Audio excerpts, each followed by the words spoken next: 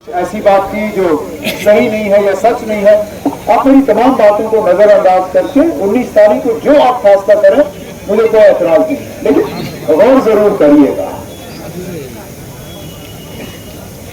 19 तारीख को वोट डालने हैं। मैदान में उम्मीदवार कई सारे हैं, लेकिन हकीकत यह है कि जीतने के दावे जो है सिर्फ दो कर रहे हैं। एक तरफ से बीजेपी, दूसरी तरफ से national conference, Congress, Indian alliance के जो उम्मीदवार हैं वो। बाकी उम्मीदवार जो है वो मैदान में घूम रहे हैं। लेकिन जिस चीज को जनाब सिद्धार्थ किचलू साहब ने यहां दोहराया और दोहराना मैं जरूरी समझता हूं, आखिरकार मैं भी अब लगातार 2 दिन से इस इलाके में घूम रहा हूं। मैंने भी ये देखा कि कहीं पे भी मुझे बीजेपी के कैंडिडेट का कोई पोस्टर, कोई तस्वीर, कोई प्रोग्राम, कोई कुछ नजर नहीं आता। मुश्किल से, मेरा बात बीच में मत करे तो मेरा रह जाता है। मुश्किल से मैंने 2 दिन में उनकी 2 ऐलान गाड़ियां देखी, तीसरा कुछ नहीं। लेकिन मैंने मैदान में बाल्टी वाले बहुत देखे और बाल्टी वाले भी ये तूफान के। अब मैं जनाब गुलाम नबी आजाद साहब की ये पार्टी है? कांग्रेस के बहुत बड़े लीडर, मेरे वालिद साहब के, मैं तो मान के चलता था कि मेरे वालिद साहब के दोस्त थे, अब शायद है नहीं। एक बार नहीं 2 बार फारूक साहब ने उनको राज्यसभा पहुंचाया, एक बार एज चीफ मिनिस्टर और दूसरी बार जब 2014 में फारूक साहब का हक था उस सीट पे, राज्यसभा की सीट पे, फारूक साहब ने उस वक्त सोनिया गांधी को कहा कि मेरी तबीयत ठीक नहीं है, मैं नहीं आऊंगा, आप मेहरबानी करके गुलाम नबी आजाद साहब को दे दीजिए, वो राज्यसभा जाएंगे। तो 2 बार फारूक साहब ने उनको राज्यसभा भेजा। जब वो कांग्रेस छोड़ के चले गए, हमने कुछ नहीं कहा, ये जानते हुए भी कि एक नेशनल लेवल के लीडर कांग्रेस को इस तरह छोड़ के उनका जाना हमें समझ नहीं आया। लेकिन हमने कहा होगी कोई मजबूरी, क्या मजबूरी थी समझ नहीं आया। इंतजार किया कि कब पता चलेगा। पिछले दिनों जब गुलाम नबी आजाद साहब ने पापड़ तोड़ हमले मीडिया के जरिए जनाब फारूक अब्दुल्ला साहब पे किए, उस दिन हमें पता चला कि क्या मजबूरी है। उनको सीधा सीधा बीजेपी ने रखा हुआ है यहाँ पे वोट को तकसीम करने के लिए, और कोई मकसद नहीं है उनका मैदान में उतरना।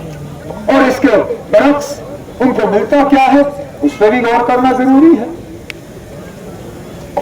इनाम तो उनको हुकूमत की तरफ से पद्म विभूषण वो तो मिला, उसके साथ साथ जो दिल्ली में मकान, अब ये ऐसी सख्त हुकूमत है, ये किसी के साथ रहम नहीं करते हैं। मेरे कांग्रेस के दोस्तों को याद होगा जब राहुल गांधी जी को पार्लियामेंट से निकाला, कितने दिनों के अंदर अंदर उससे मकान खाली करवाया? महीने के अंदर अंदर। उसको महीने से ज्यादा 1 दिन भी नहीं दिया। इस बात के बावजूद कि इस मुल्क में अगर वजीर आजम के बाद किसी को सबसे ज्यादा खतरा है वो राहुल गांधी को खतरा है, लेकिन उसके बावजूद महीने के अंदर अंदर मकान खाली करवाया। जनाब गुलाम नबी आजाद साहब को राज्यसभा छोड़े हुए कितना वक्त हो गया? कितना वक्त हुआ? 3 साल हो गए लगभग। अब एक ही सरकारी मकान में आराम से बैठे हैं। इस हुकूमत ने सिर्फ 3 लोगों को सरकारी मकान दिए हैं, लाल कृष्ण आडवाणी, मुरली मनोहर जोशी और जनाब गुलाम नबी आजाद। तभी तो ये निकले हुए हैं यहाँ बाल्टी वाले वोट को तकसीम कराने के लिए। चलिए छोड़ दीजिए मकान कहाँ मिला क्या मिला वो अपनी बात, लेकिन इलेक्शन ना, जब आदमी जीतने के लिए इलेक्शन लड़ता है तो वो कोई इलाका छोड़ता है जहां वो वोट मांगने नहीं जाता है? नहीं। मैं इलेक्शन लड़ता हूं, मुझे बारामूला से इलेक्शन लड़ने की हिदायत आई है पार्टी की तरफ से। एक भी असेंबली हल्का मैं नहीं छोड़ूंगा जहां मैं वोटरों के पास नहीं पहुंचूंगा उन्हें तैयार करने के लिए कि वो मेरे हक में वोट दें। उल्टा यहां देखिए ये बाल्टी वाले, इन्होंने मां सिवाय चुनाव वादी में कहीं और इलेक्शन का प्रचार किया है? नहीं। उधमपुर के इतने असेंबली हल्के हैं, उन उधमपुर के असेंबली हल्के में एक भी प्रोग्राम हुआ इनका? नहीं। एक भी नहीं। कठुआ में 6 असेंबली हल्के हैं, कठुआ में एक भी इन्होंने प्रोग्राम नहीं किया। यहां तक कि रामबन में भी इनका प्रोग्राम नहीं हुआ है। क्यों नहीं हुआ है? क्योंकि अगर यहां पे प्रोग्राम होगा नुकसान बीजेपी को होगा। अच्छा चलिए, उधमपुर और इस पार्लिमानी हल्के की बात हम छोड़ें। आजाद साहब ने कहा था कि मैं जम्मू कश्मीर में एक पार्टी बना रहा हूं। जम्मू कश्मीर में 5 असेंबली हल्के हैं, है या नहीं है? उधमपुर, जम्मू, अनंतनाग, श्रीनगर, बारामूला। मुझे यह बताइए ना, इस उधमपुर हल्के, पार्लिमानी हल्के के अलावा किसी और पार्लिमानी हल्के में बाल्टी वाले खड़े हैं या नहीं? एक में भी नहीं। जम्मू में भी उधमपुर, जम्मू में भी इन्होंने उम्मीदवार खड़ा नहीं किया। क्यों? क्योंकि जम्मू में अगर उम्मीदवार खड़ा करते उसका नुकसान बीजेपी को होता। अनंतनाग में उन्होंने उम्मीदवार खड़ा नहीं किया क्योंकि अनंतनाग में उम्मीदवार खड़ा करते बीजेपी को नुकसान होता। इसी तरह श्रीनगर और अनंतनाग में। ये ना सोचने की बात है। ये लोग इलेक्शन जीतने के लिए नहीं लड़ रहे हैं, ये लोग इलेक्शन यहां पे सिर्फ वोट को तकसीम करने के लिए लड़ रहे हैं और बड़े बड़े दावे करते हैं। आजाद साहब अपनी तकरीर में कहते हैं कि उन्होंने जम्मू कश्मीर के लिए बहुत कुछ किया। एनएफ जिले का ऐलान किया, ऐलान करते करते चले गए।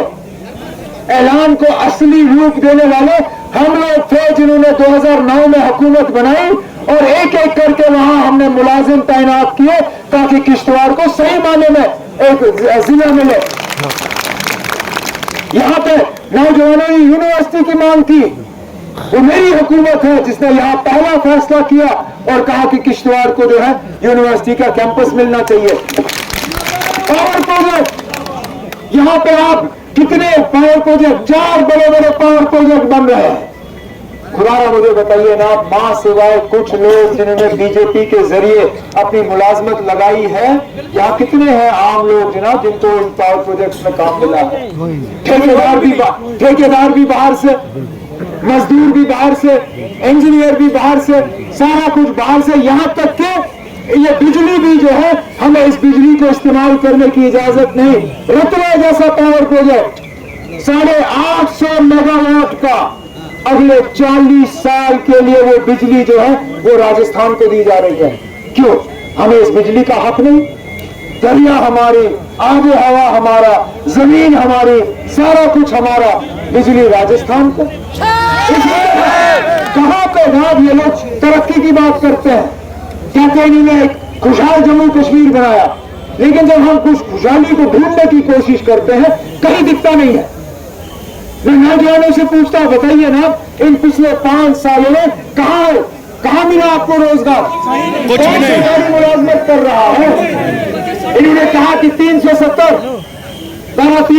जो है ये यहाँ पे तरक्की में रुकावट है और इसको हटने के बाद इसको हटाने के बाद नए कारखाने खुलेंगे। आज 5 साल हो गए हटा के कौन सा नया कारखाना यहाँ किश्तवाड़ में खुला? कोई भी नहीं। नई फैक्ट्री की तरफ ये इशारा करे और कहे कि पिछले 5 साल में ये फैक्ट्री खुला। एक नया प्रोजेक्ट ये हमें दिखाएं जिसके जरिए ये कह सके कि वाकई इन्होंने तरक्की का एक नया दौर जो है यहाँ पे शुरू किया। हमारी पहचान, हमारी शनाख्त, हमारा वकार, हमारी इज्जत, सारा कुछ इन्होंने तहस नहस किया और मिला हमें कुछ नहीं। मां सिवाय तबाही, बर्बादी, परेशानी, दुख, मायूसी, इन्होंने हमें कुछ नहीं दिया। लेकिन इसका इलाज आपके हाथों में। हम चाहते हैं कि आप एक मतलब जोरदार एक पैगाम न सिर्फ दिल्ली को बाकी पूरी दुनिया को एक ऐसा पैगाम दें। इंशाअल्लाह 19 अप्रैल को आपने भेजना होगा। 19 अप्रैल को फैसला करने का दिन है। देखिए, मेरे जो नेशनल कॉन्फ्रेंस के साथी हैं वो हल का निशान ढूंढेंगे। इस इलेक्शन में आपको हल का निशान नहीं मिलेगा। हम मिलकर इलेक्शन लड़ रहे हैं अपने कांग्रेस के दोस्तों के साथ। क्यों? क्योंकि हम यहाँ पे वोट को तकसीम होना नहीं देना चाहते हैं। नहीं तो हम भी उम्मीदवार खड़ा करते हैं। कौन सी कमी है यहाँ पे उम्मीदवारों की? हम भी पार्लियामेंट का उम्मीदवार जो है मैदान में उतारते, लेकिन सोच समझ के नहीं उतारा, क्योंकि हम यहाँ पे वोट जो है वो तकसीम होते हुए नहीं देखना चाहते। तो इस बार मेरे जो हल के जो साथी हैं, मेरे जो नेशनल कॉन्फ्रेंस के साथी हैं, आप हल का निशान मत ढूंढिए। चौथे नंबर पे हाथ का निशान है। आप ये मान के चलिए कि इस बार हल और हाथ जो है वो दोनों एक ही निशान में है। आपने वहां पर जाके इंडिया अलायंस के उम्मीदवार को, नेशनल कॉन्फ्रेंस के और कांग्रेस के उम्मीदवार को चौथे नंबर के बटन को दबा के उनको कामयाब करके आपकी नुमाइंदगी करने का एक मौका देना है। यही एक सुनहरी मौका है यहां से एक पैगाम भेजने का कि आप पिछले 5 साल के हालात से बिल्कुल मुतमईन नहीं हो, आप बदलाव चाहते हो और बदलाव के लिए पहला कदम जो है आपके इस तरफ से इसी 19 तारीख के चौथे नंबर के बटन को दबा के आप ये पैगाम भेजोगे, इस उम्मीद के साथ कि 19 तारीख को आप लोग सही फैसला करोगे, क्योंकि ये सेमीफाइनल है। फाइनल का भी ऐलान हो चुका है। अब हम जानते हैं कि अगस्त और सितंबर में यहां असेंबली के इलेक्शन होने हैं। हमें अपना एमएलए चुनना होगा, हमें अपने मिनिस्टर बनाने होंगे, हमें अपनी हुकूमत बनानी होगी, लेकिन उसके लिए बुनियाद हमने आज से डालना है। आप मेहरबानी करके 19 तारीख को अगस्त सितंबर के इलेक्शन की बुनियाद डालिए, ताकि एक खुशहाल, एक तरक्यात, एक जम्मू कश्मीर जिसमें तरक्की हो, अमन हो, भाईचारा हो, एक नया जम्मू कश्मीर का नक्शा जो है वो खींचने में आप हमारी मदद करिए। यही पैगाम लेके मैं आज आप सबों के दरमियान आया हूं, अब इस उम्मीद के साथ कि 19 के बाद हमें दोबारा जल्द से जल्द मुलाकात का मौका हासिल होगा। मैं एक बार आपसे इजाजत चाहता हूं। बहुत बहुत शुक्रिया।